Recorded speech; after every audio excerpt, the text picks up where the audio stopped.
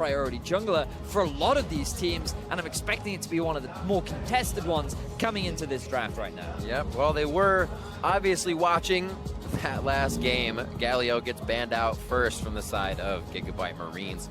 And they'll see the Zillion. Can't kill in the Zillion, so they take it out right away. 18 seconds here as we're in phase 1 for Virtus Pro. Now, that was played by Optimus earlier on in the day with the whole Ziggs comp that they had drafted for themselves. He was pretty good with those ultimates as well, so he was keeping a lot of his team members alive. And the fact that we're seeing the Galio taken away from Virtus Pro definitely means that they do not want to be playing against any of these protect the AD carry comps. So far, 3 members of the composition we just saw coming in from Lion Gaming. Almost. The Kha'Zix, however, is different. There's the Ziggs banned out from Slay. Definitely grabbing respect from that. It feels so good to get a champion like that on an opposing team's ban list when it's Ziggs. You free up your other AD carries. Yeah, think about what is available right now. Ivan was something that the Marines banned earlier on that now is up and available. In their game versus Lion, they had Graves banned away, they had Kennen banned away. Like, there are a lot of champions that Lion felt the Gigabyte shouldn't have, but now they have access to them. Might have gotten 1 or 2 Iverns already. I only remember the call because they threw it in with a Jarvan. I feel like they should just pick up the Graves right now. I think it's a good chance true. for Levy. We saw it earlier on work out beautifully with the Graves and the Zillion combo that they had. Their very first game of the day. I think it's just a very well-rounded champion, and he's pretty safe as well. He's gone on the Lee Sin for aggression, and now even more aggression and damage on that Graves for early. Little hover on that Sona, the usual for Doxy. Shout out to his girlfriend. Yeah. Who's a Sona main. There you go. Isn't that nice? Got a nice interview with him earlier talking about the team with Efia.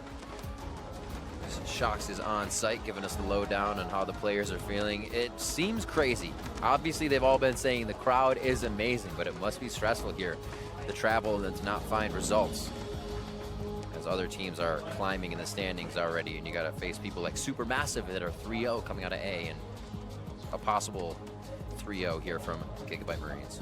Well, that's the question, right? Like, who can let themselves win? I feel like I've seen a lot of positives from Virtus Pro, as well as a couple of negatives, especially when they play around Vision. But right now, Virtus Pro, they are getting a lot of comfort picks.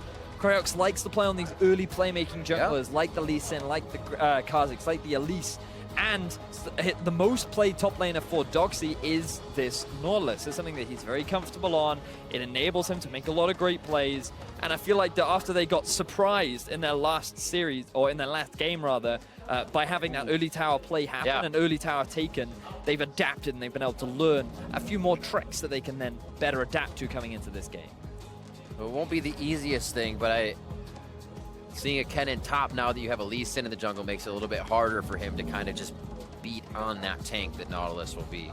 So I like the composition switch up there. Leaving the Kennen open, they may just focus Stark in the top side to get him down. His Gragas was kind of the catalyst to Gigabyte Marines win last game. Oh, locked in. I thought it was just going to be the friendly hover.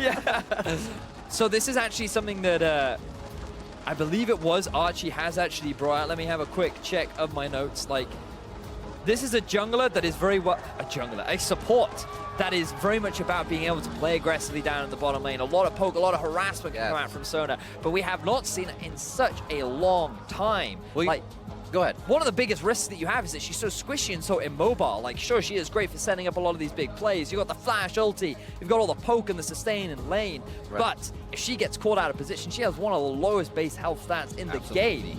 She is squishier than a piece of paper, my friend. I mean, we're looking at the Nami a lot. We're looking at the Zyra a lot, the Brand a lot. All of those bring poke. One of them brings sustain.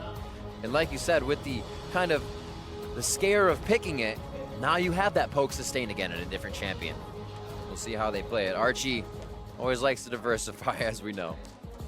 So now for Virtus Pro, like, the thing is as well, you don't actually know where that Kennen's going to go, right? So this could be a Kennen Sona bottom lane, which is a bit of an obnoxious bottom lane to have to deal with.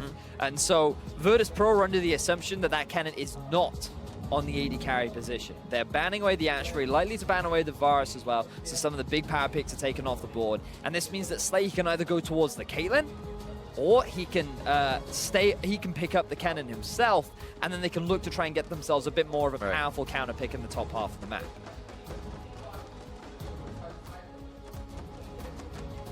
hit up Optimus. Optimus still has his Ari to pick in here. If it is not taken away, still a safe pick that can be grabbed by Virtus Pro without really seeing what's in mid. And it has been a big pickup for teams here in day 2.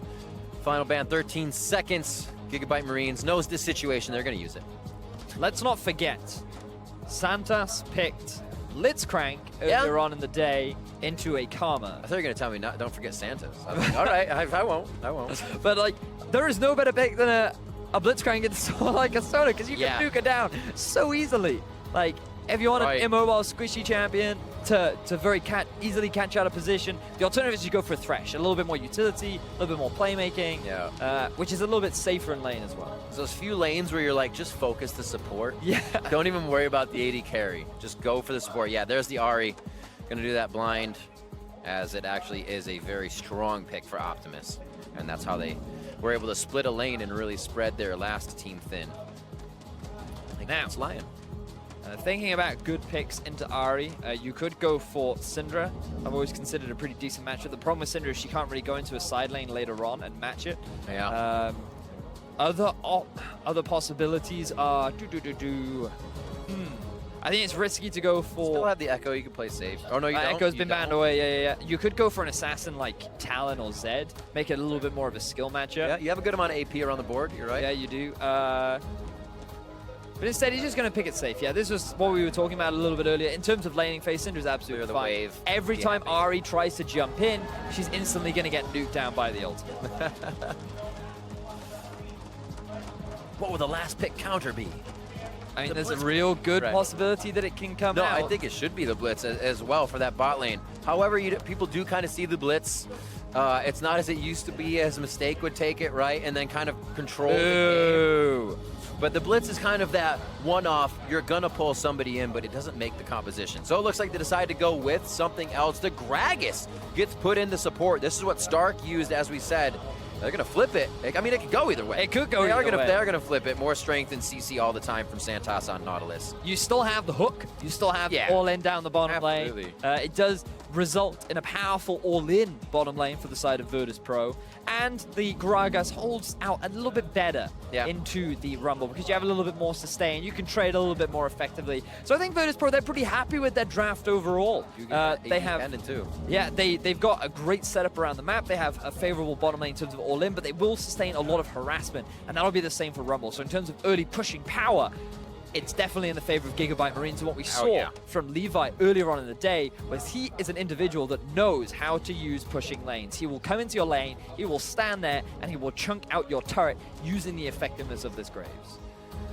We'll have to see how fast the junglers go off. In this one, it's been a lot between them in the first 5 minutes. The laning phase has kind of relied on them.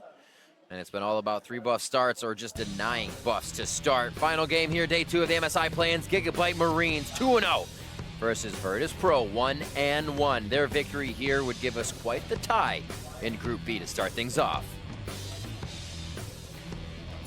And I'm excited to see a Sona, Riv. We haven't seen a Sona in a while. Are you ready? I'm ready for the Flash ulti into Rumble ulti, into Cannon ulti, into the... I don't know what you'd call that. The slicing. I don't even know what Sona's ultimate is called. The slicing crescendo. The slice. Oh, that is so cool. There you go. This is why you're the play-by-play player. You're ready. All the knowledge just pours out of the beard. Gigabyte Marines versus Virtus Pro. We are going into game, and this is imperative for Virtus Pro. They've been off for 2 games now on the day. They've been able to watch the last 2 of Gigabyte Marines, Lion, and then Lion facing ISG, so they have an idea of what Gigabyte Marines' play style is. And here they go to the bot lane. They're thinking we can already get the Sona. The Slay is just on the outside, and they miss his coattails. Good respect there from Slay, aware of the possible map movement from the VP lineup down to the bottom half of the map. But Gigabyte Marines, they're going to very swiftly use this as an opportunity to get a bit of deep vision down. They want to spot out where Kraux is starting his jungle pathing. Stark wants to know how much he can push before he should consider a possible jungle gank. Well, they may very well go for a pick themselves, as Doxy could very well drop a ward to see if their buffs end up getting stolen. This is the kind of stuff I like. We see a lot of gentlemen's agreements to where somebody will hit raptors, you'll mess with a raptor, you'll hit something, switch it up. Everybody showed bot, try to show in the jungle. All right. The auto attack hits it up. Doxy's like, thank you very much. He's going in again. He's going to go back. He's safe. He's safe. He knows what he's doing. He's good. He's doing that drunken master. Just going to waltz in and waltz out. The drunken fist style. So great wards by yeah, good deep vision coming out from the side of the Gigabyte Marines. They used it pretty effectively. Were able to punish Doxy. He's now going to lose one of his health pots, which will make sustaining in the matchup a little bit harder. But regardless, the damage has been done. Gigabyte Marines, they will steal away the red buff. And you can now look at the pathing of Crux. They know that the Gigabyte Marines were a little bit slow. He's feeling pretty confident that he can move into the enemy jungle. And as long as Paranoia looks to play a little bit forward in the laning phase, he can feel confident that Syndra won't rotate down.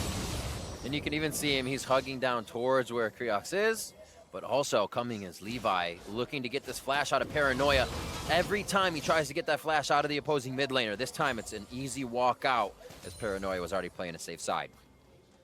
Well, the question is, Levi, could he walk into Criox? No. Ooh. Whoa. I wondered how many autos he was going to get in there, not knowing exactly where Levi was, but Criox is saying, I'm going in if you're going in, and the jungler's here. Message was sent. Message sent. He wrote a lovely handwritten letter. Dear Optimus, I wish to pay you a visit, and now I will leave. High five. Great seeing you. Until the next time. So still level 2 for both junglers. Levi has, in fact, just picked up level 3. Let's move back to the bottom lane, because we actually haven't had a chance to talk much about it, seeing as we are actually running with the Sona Kennen bottom lane. One of the rarer bottom lanes, something that you don't very often see. And as we talked about early on, it's actually quite oppressive in terms of the amount of harassment that you throw out. Sona going to be taking a couple of early points in her Q so that she can get this damage down, but there might be a kill in mid. Oh, the exhaust comes down immediately. Paranoia's going to get saved by the safeguard. He goes down to last hit from Optimus. This will be a cleanup, though. It is first blood, but a little bit of gold to Criox, a little bit of gold to Paranoia now. So, unfortunately for Paranoia, he stayed around a little bit too long. Optimus was able to get that solo kill, but Criox, he was reading the setup. He was understanding what was happening around this middle lane, and he was there relying in wait. Now, this could have been very bad for Optimus, because if that wave had hit the tower and bounced back, then that would have resulted in a big experience advantage going in favor of Paranoia. But Levi, he comes to the mid, he makes sure to push in the minion wave, Levi. and the minion wave is now going to get soaked up by the tower, so it's not that bad. As Archie now gets hooked up. Teleport topside, so that won't be coming bot. The auto travels with the flash. One of the most unfortunate events, and they will be able to play on that again. Riv, do you remember us talking something about, like, I don't know, Archie being, like, thinner than paper and, like, being super squishy? Like, that's what happens when you get hit in the face by an anchor. The all-in power of this Ezreal. And what happens to paper when it gets wet? It crumbles. Exactly. It's even worse. And that's what Santos is doing. The slows, the hits. You were right. The lane is playing out in the way that they just focused Archie. And that flash down, summoner heal down, they're going to keep going. But this is exactly the way in which Archie didn't want to be playing the lane. Like, he should be using the minion waves as like a shield to harass, right? But instead he walks up too far, he ends up getting punished for it, and now VP, they're not going to be too afraid of actually the sort of pressure that Slay and Archie are looking to put out. You can already see a big CS discrepancy starting to develop in the bottom half of the map. They have that pushed up to the turret. Luckily for Slay, he's happy to get back and soak it up. We'll see what these first buys are. Obviously, building in lane scaling items for blasting, but that doesn't mean Santos can't get in again once that ignite is back up and just take down Archie. Criox in his own jungle, able to kind of just pick everything up. Levi not having as much of aggression game inside the opposing jungle. Meanwhile, Stark, he's being as aggressive as he likes up in the top lane. Now, as an individual, Stark is very well known for playing these sort of champions, right? We talked earlier on about how he likes to play things like the Renekton, like the Kennen, like the Jace. Rumble really does fit into his repertoire where he likes to have control over his laning phase.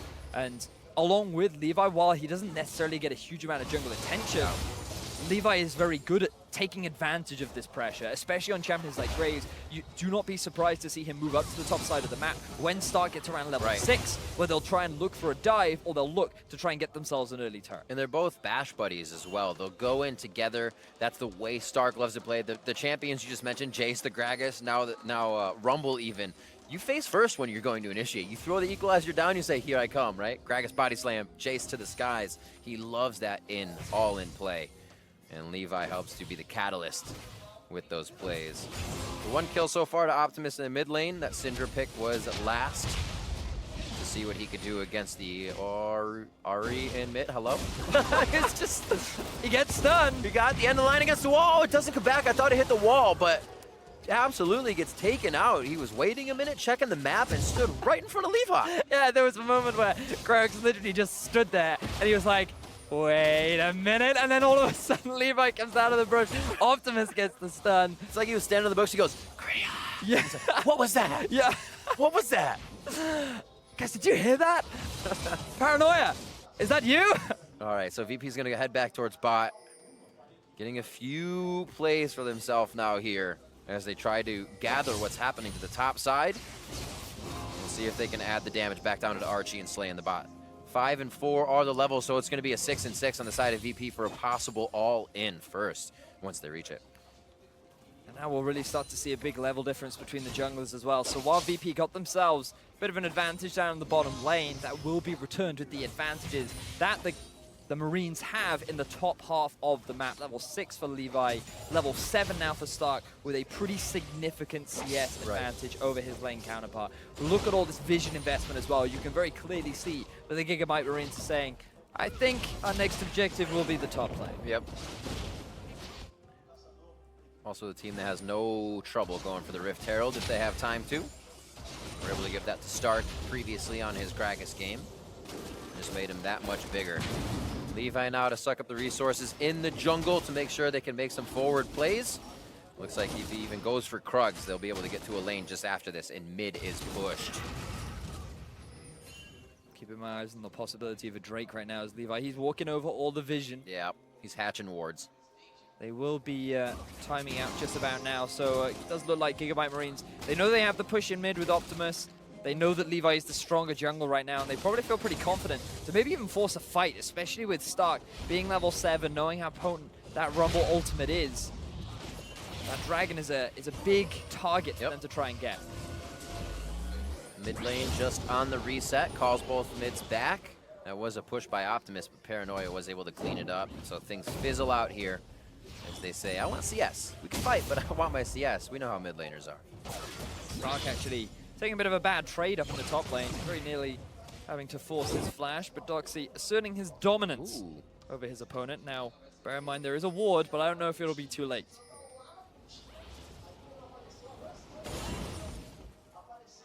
Yeah, quickly gets himself out. Oh, very nice equalizer, hits it. Will they get the scatter? He does, throws down the unleashed power. What a dodge! The heal from the ability use. He's gonna pick up a kill for himself too. The final few plays from Doxy gets himself a kill. Best case scenario for Doxy, that extra tower shot, the side steps, the W, everything coming together in order for him to get himself the return kill. And now the pressure comes out from Virtus.pro onto that mid lane tower, but also worth praising Optimus. He flashed in, reading the flash from Doxy. He knew the play that was going on in his mind. He's able to get himself the stun, but they were just expecting a little bit more damage to come out off the back end. They were expecting to just nuke Doxy down before he can get away. Now a dive happens in mid. One good play to match another in the top, so will we get one here in the mid? Teleport comes in as Stark says mid's pushed, or top push, sorry, mid needs to be pressured. And Kriox does get out alive. That equalizer is down halftime right now, so waiting on the engages, but Gigabyte is playing very fast to make sure they don't lose any pressure. See this again for the top side. Now you can see that the path that Optimus takes is a slightly longer one, but it also gives Doxy the least amount of time to respond. And notice how well he predicted the flash coming out from Doxy.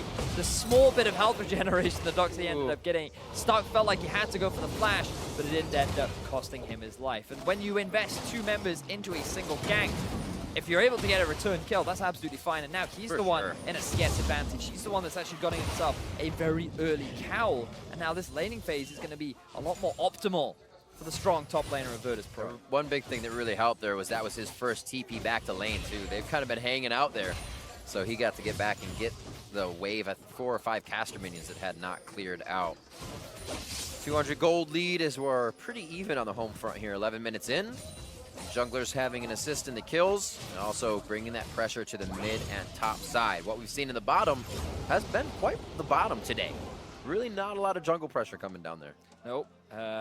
we talked about it at the top of the day where really from all these teams, it's all about those mids and jungle, right? Like that's what we're expecting to see. You've got players like Paranoia and Optimus, along with individuals like Emp, as well as a fight in bottom lane. Slay going down, possibly gets a good heal, gets the hit. There's the crescendo, slicing Maelstrom just on the outside, more of a stun bot than doing damage. And you can see Archie trying to stay in front of Slay, but the Mystic shots can't be matched by the Shurikens. So just a lot of summoner spells burnt, the all-in power coming in strong from the side of Virtus Pro. But now, Gigabyte Marines demonstrating that their all-in isn't too bad either.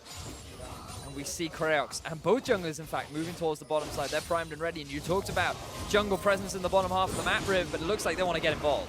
Whoa, well, Midnight might not be joining that. If it is, it's Paranoia. Optimus, with the blue buff, still has the power to make this fight happen. He might try to bait that in.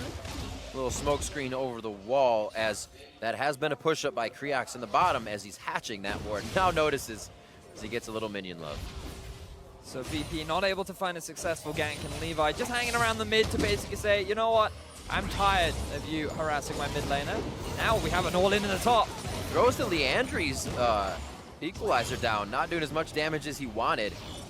And thought he would just be able to kind of stall out Doxy on that play. Nothing came of the bottom play. Kreox already going to the mid lane as he is just moving. Him and Levi get some freaking flyer miles on this game. They are everywhere. I wonder if there were a bit of mind games in that top lane all-in, because Stark, I feel like, should have died. Yeah. But Doxy was just afraid to commit because of the possibility of a jungler. Now we see an all-in from the bottom lane of Oh, threads it through the minions. Casters to melee.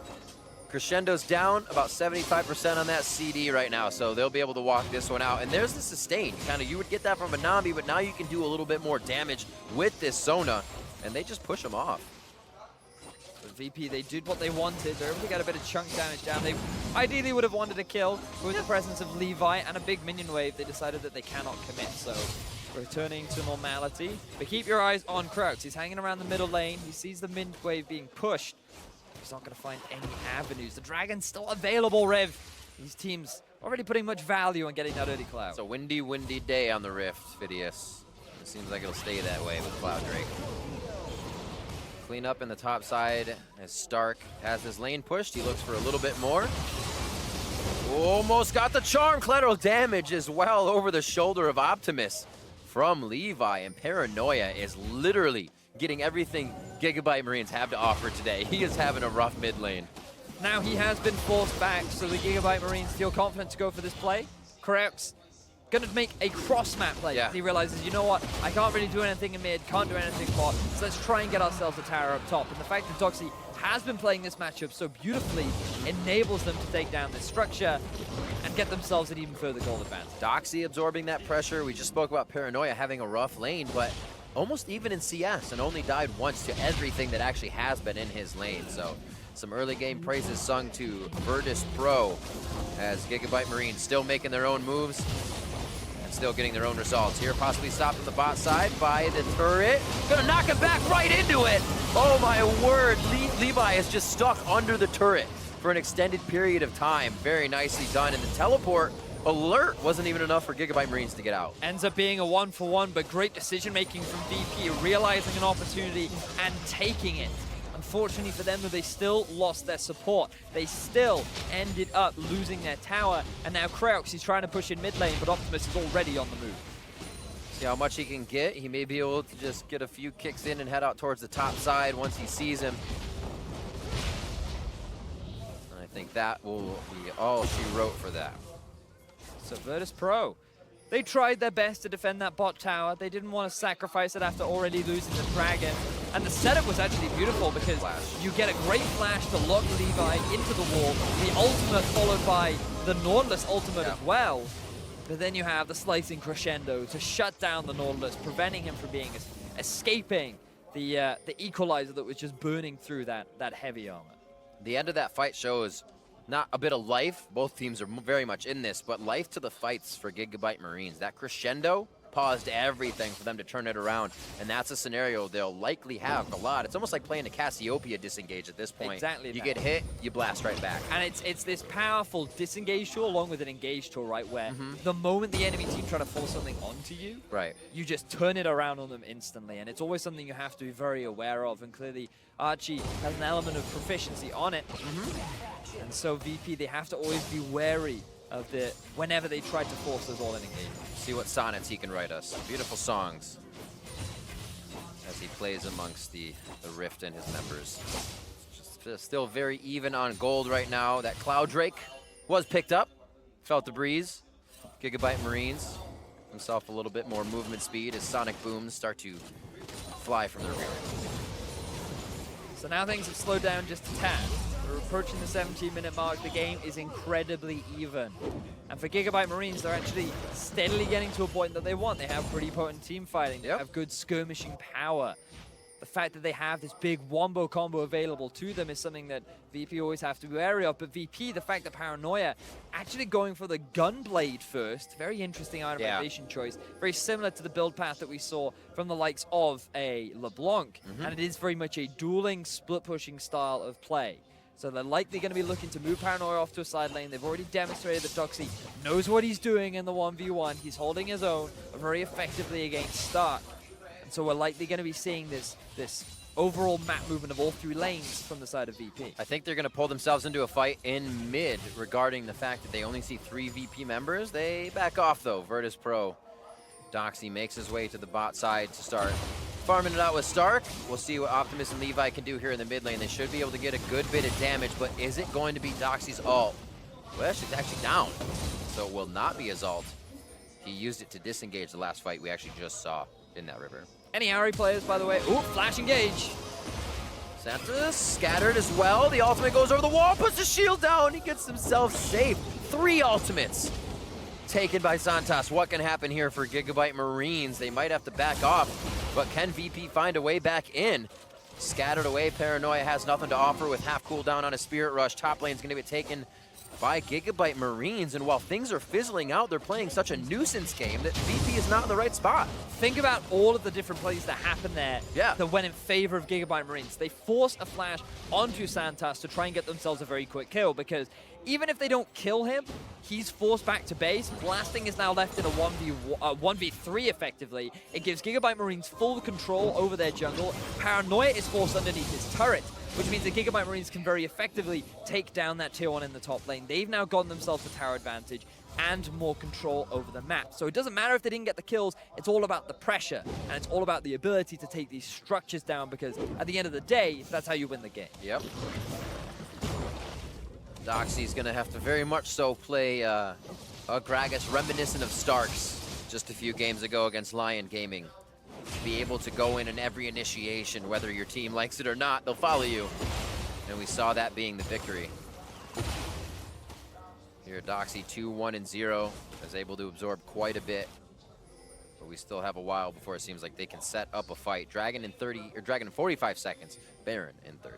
Yeah, Slay's going to have to clear this minion wave out pretty quickly and start making his way down. Surprised that they would actually send Stark down to the bottom lane. Because, I mean, he still has his TP available. It'd be much better to have him going up against the Gragas. And sure, while Slay could very easily out-duel the Gragas, it's going to be difficult for him to get involved around this dragon fight. You really do need him when trying to set up vision control around that area. So, very important dragon coming up, especially for Gigabyte Marines, who have this very potent team fighting composition. And so if they can get themselves that objective, they're setting themselves up nicely for the mid-game that is fast approaching. Bit of rotation from Doxy. Might be able to route right around Optimus here. Good vision coming from both teams. Santos is out. Able to get a shield on to deny most of that front end burst. You can see the vision wars going down. VP with a lot of control wards. The few last control wards being set by Gigabyte. But if they're already in place, that's what gives you the power. And that's why Gigabyte Marines again to the Dragon first, and now with hardly any contest coming in from Virtus Pro. Oh, and now the fight starts. The Equalizer goes down. Nice disengage as well. Doxy over on the side as a lot of things are happening from the fog of war here for Virtus Pro, but they can't find the members they want to engage on. See if they can work around the ball. A good quick 3-stun there from Slay to stop that pressure. Mid's still going to go down. Which is a very good advantage. Now the fight continues. Depth charge, double hit, Levi and Optimus on the back. Can he get the ult through? Tries to scatter, finds his target on Paranoia. Threads that needle, but can the team get behind that damage? Virtus Pro is doing what they can now to drop Stark. And it looks like Creox will be able to find himself a Levi in the jungle. Even though they might have found their targets, Virtus Pro just had too much power to start, and they're able to end it on their own terms. Even though they end up losing the Dragon, they're able to get everything that they want. 4 kills go in the favor of Virtus Pro. They're likely going to be able to get this tier 1 down to the bottom lane as well, but keep your eyes on Slay. He set up the top wave earlier on. There is a big minion wave that's either going to get soaked up by the turret or going to get a chunk damage down. He's also sitting in the mid, and blasting is very slow to respond. So that's going to be a lot of chip damage down going into that tier 1 as well. So Gigabyte Marines, they should still be able to get something back after what was a great engage from Virtus Pro. Locking down Archie. Notice he lands a great stun onto Paranoia, and then a follow-up stun from Optimus. So it looks initially pretty good, but then it's 4 members versus 3. There's no way the Gigabyte Marines can really turn this fight around, especially with Slay being completely out of the fight. He already used his flash earlier on in the mid lane. He was forced to take the long way round. But now they're saying, you know what? We lost a fight, but we're feeling confident. Let's go for the Baron. But here comes Creox. He's going to be just on the outside. It feels like he knows what's going to happen. He uses the Scryer's Bloom, gets a ward in. Teleport's going to be coming in as well. What are they going to be in there for? 1,200 on it. It's going to be smited away by Levi, and the fight ensues. Creox on the back is low. Levi looks for Paranoia as he is looking at the back line, but there's no engage. Doxy falls. Here comes blasting in from the side. Will the Mystic shots fire true? He gets blasted out. Scattered by the weak, and a double kill for Archie on the Sona. The sustain is keeping everybody on their feet, and now they're on to blasting. The only thing VP can do to scratch their heads is he heads for the base in a Baron for Gigabyte Marines. Such a swift decision from Gigabyte as they immediately go towards that objective. They know that they have full control around that objective, and they take it down so quickly with the cannon, with the grave. They feel confident enough that they can get this smite. It's a gamble going for the 50-50, but they're able to get it. In this narrow choke point is where you see the power of this team fighting composition. They are all grouped up. VP are all split apart. They walk away with the objective. They walk away with the kills. And they also walk away with Optimus losing his life. It's always too good, right? It's always too good. You want a little bit more because the plays are feeling great. And why shouldn't it? We saw the fight that VP won kind of down at Dragon to take bot turret. But like you said, Slay had the top turret push. He took down mid. It racks your brain to feel like you get that play and then look at the other side of the map and everything is pushing in as you wished you had that set up too. And this just demonstrates the skill that Gigabyte Marines do possess. They understand about not only just playing around a single lane, they actually understand how to play around the map. The issue that we're starting to see is their team fighting is not actually the strongest. Their coordination doesn't seem to be exactly on point. And that is a strength that VP certainly have. Their ability to make these fights happen is wonderful. But then they're not really playing the map properly. They're a little bit too slow on the trigger. Now Paranoia, he's going for the hero play. Oh, he does have a few on him. All he has to do is buy some time here. One more Spirit Rush, get some distance, looking for the minion block. He's going to have a bit of the HP back on his Orb of Deception. But now it's the team. Can they capitalize on this? You lose a member, you want to get revenge, but they play it smart. And they're actually going to have to back as they're getting routed to their turrets. You would think that with a name like Paranoia, you would show more respect and no vision. Instead, he ends up losing his life. And GAM, the Marines, they end up walking away without losing any members. They're going to get themselves another turret. And they're looking to break into the base of Virtus Pro. Still looking for blasting to fly under the radar and come out in these fights. 5-0-4, but the team of Gigabyte Marines stays together so strong that blasting is forced to be shooting different full HP members as they micro themselves in and out to get the right plays. Now the turret's not even really there for them as they start to siege and engage under them. Equalizer goes back with Graves coming up. Levi's able to drop those super fast as well. Optimus? And Levi cannot drop the minions fast enough. Turrets are gonna go down as blasting is just a little bit stronger on that. Levi gets locked up. He's the damage they need to drop the damage dealers, but it's not gonna be enough. Kriox falls. There goes Santos and Paranoia. Stark lives with a sliver of health as he gets himself to safety, and it's a triple kill now coming in for Slay. Also flying under the radar of GAM, now exploding behind his team. And the fight isn't even over yet. Slay looking for the heals. Mystic Shot gonna take him out completely. No slow to Archie there, but he doesn't have the movement speed for the spells to use. Now we're gonna be locking this one down. It's always staying a bit too long, and both teams have that problem. Now, while Virtus Pro have the kill lead, unfortunately, they have no control over this game. Optimus even ends up dropping, but just look at how much damage Virtus Pro end up taking. Archie with an ultimate down onto Kriox, not really the target that they want to be landing on, but then Slay, he's free to do all the damage that he wants. The slicing Maelstrom onto 3 members, really able to just shred through the lineup of Virtus Pro. They want to stick around for the inhibitor though. They feel good enough that like, we'll be fine, we got this. And then Doxy comes back. They end up losing a couple more members, and the bloodshed continues. Oh, does it? 28 kills. Oh! There's the hit on Paranoia. Redemption coming in. Zanya's is going to be there, but it's only going to be for Solo. Oh, Paranoia's going to burn down. He just stays. He knows what happened. Stark coming up with a beautiful setup for the team fight there. Kriox looking to get onto Levi, but he's not going to have enough distance, and he doesn't really have anywhere to go. Was hoping to use Doxy's ultimate, but pulls the team away so his team can get away safely as Gigabyte Marines again come back from dying to start the batting order once again. And it doesn't matter if Optimus dies because you still have Levi, you still have Shy, and you still have Stark. The Gigabyte Marines have been dominating the rest of these fights.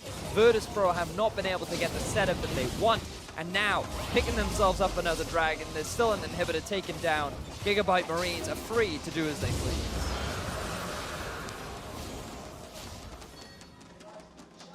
Whew. Almost at 30 minutes on this one. We have maxed 31 kills so far.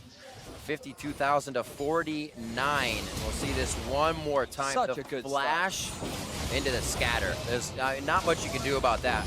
Really love the play from Optimus. He still has been a standout performer for the Gigabyte Marines. And again, even though he loses his life, just think of the resources that were invested into trying to get that kill. Yeah.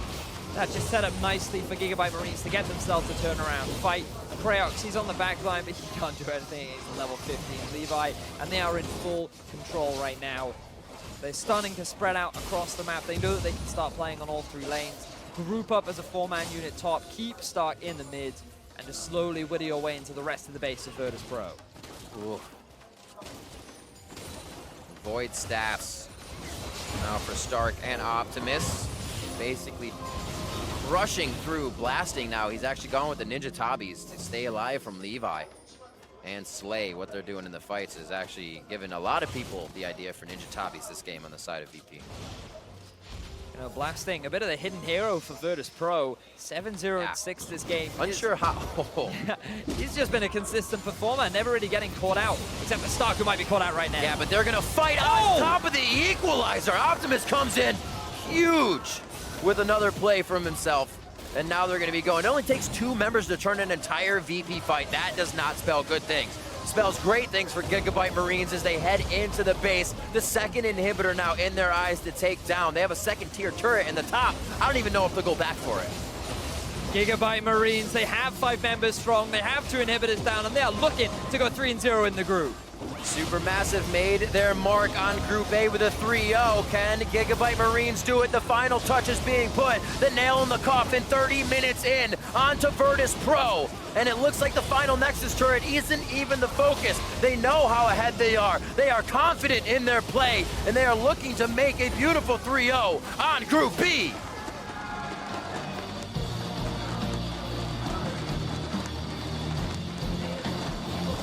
Another great performance from the Gigabyte Marines. Somewhat defying expectations when coming into this group. My eyes weren't necessarily set on this team. Like, for sure, they were dominant in their own region, but then you sit there and you wonder, like, how well will these guys really be able to form? They were considered to have a better understanding of how to play the macro in their own region. Right. But to the rest of the world, how would that compare? And what we've seen is they do actually do a great job of playing the side lanes. Even though Virtus.pro won that big fight in mid, they were still getting other objectives across the rest of the map. And while sure, some of their team fighting, I would argue, is a little bit shaky, when they get themselves those significant advantages, the way in which they collapse, the way in which they coordinate, just demonstrates the strength of this team and why they now sit at the top of Group B. It also kind of clears up my idea earlier of the teams are drafting teams by what they see. We saw a lot of, all right, I'll take this because you have this, and not teams coming in to say, this is what we